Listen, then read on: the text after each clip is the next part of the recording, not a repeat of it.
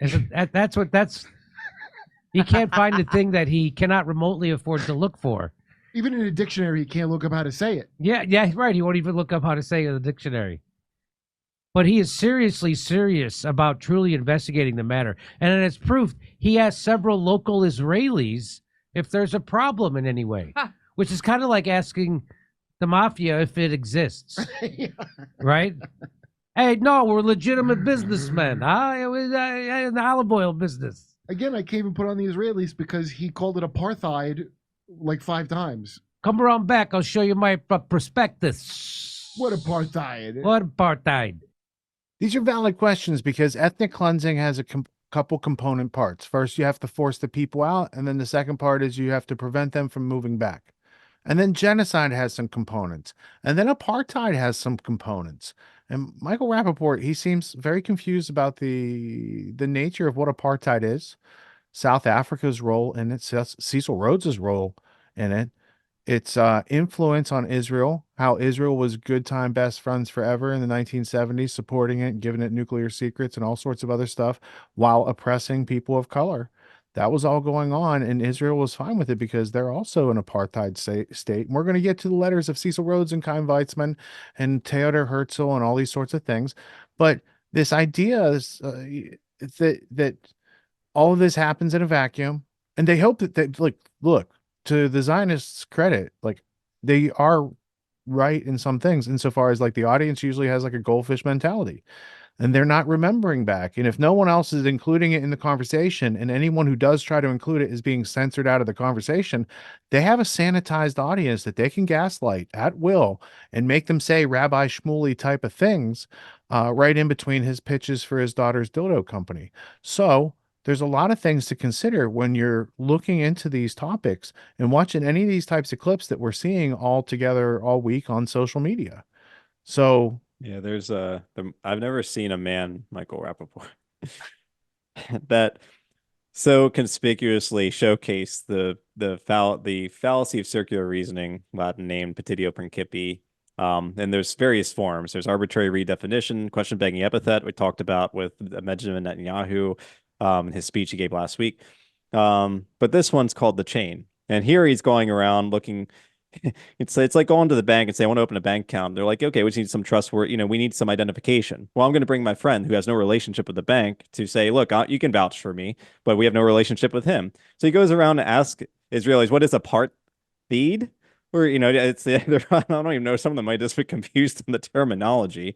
Oh, we don't see any. Of course, they're not going to. Of course, they're not credible in regards to supporting the claim. It's just they're just backing up what he wants to believe in the first place, and just runs and runs and runs in circles. Because, as Jimmy Dore aptly pointed out, he's not actually going to look for the apartheid. He's going to look for people to back his own perspective up in this very circular echo chamber format. And it's such a conspicuous form of circular reasoning I've ever seen. The fallacy of circular reasoning. Yeah, he's got as much chance of finding the apartheid as Bono does. Artists against apartheid. That's back on Rattle and Hum back in like 88. He's still looking for what he hasn't found. Found what he's looking for. Maybe he's looking for Jimmy with Savile, his calypso personality style thing going on.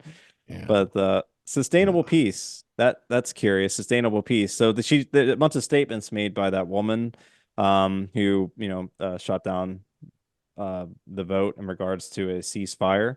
But she kept referring to the sustainable peace. She didn't bring any arguments up. I'm sure she's supposedly referring to memos or other sort of documentation that's been, debated in some format, which may or may not. She was busy wiping the blood from her hands, bro. Like, yeah, there's definitely no arguments there. There's no appeal to evidence. It was just statements.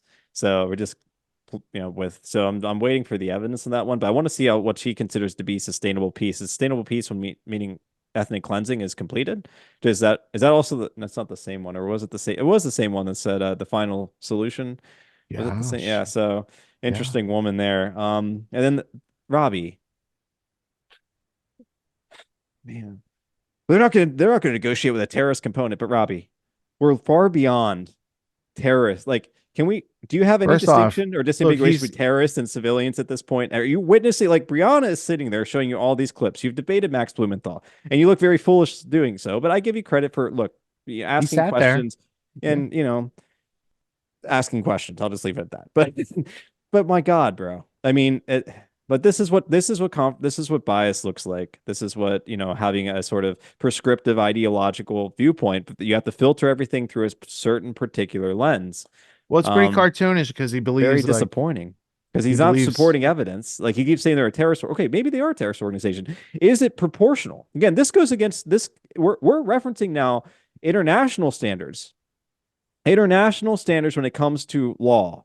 And accordingly, there needs to be proportionality. Also mentioned that there's even like a sort of understanding with Christian circles of that going back thousands of years with Augustine. Not that that was ever practiced in any formal way, but hey, at least they conceptually understood it. The idea of proportionality and justice and just cause and all these sorts of ideas. I guess he's just hasn't gotten the memo there.